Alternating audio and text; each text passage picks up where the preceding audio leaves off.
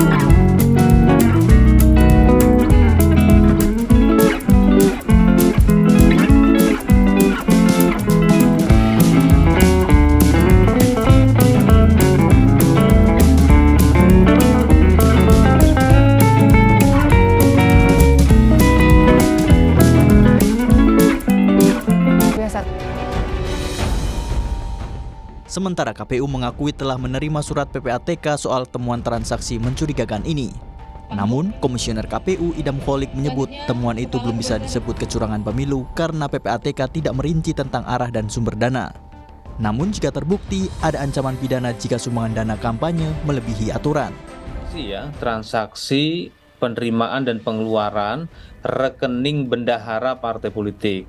Nah, itu memang jumlahnya cukup besar ya, sangat besar, yaitu atau siapapun peserta pemilu yang menerima sumbangan dana kampanye melampaui batas maksimum yang diatur di dalam undang-undang ataupun menerima sumbangan dana kampanye dari sumber-sumber yang dilarang oleh undang-undang, maka hal tersebut ya jika benar nanti itu bisa diproses di Gakumdu, di sentra Gakumdu ya, sehingga akan berpotensi terkena tindak pidana.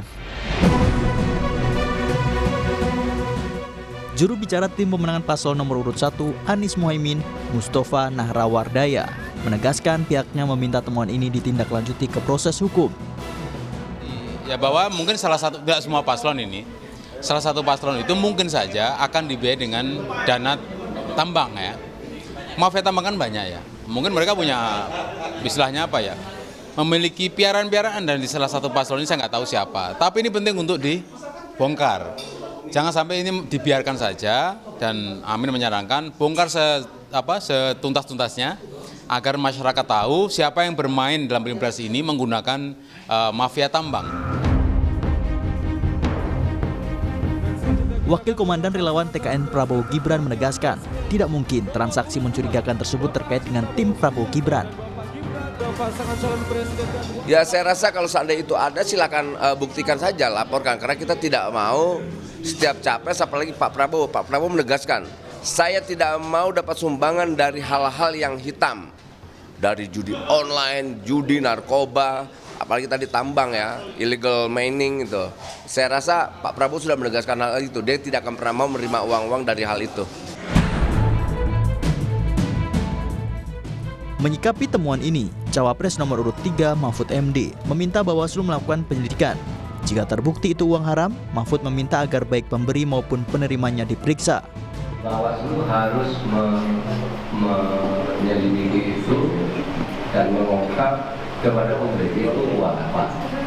Yang kedua, kalau itu uang haram, misalnya pencucian uang, supaya ditangkap agar tidak terjadi, supaya diperiksa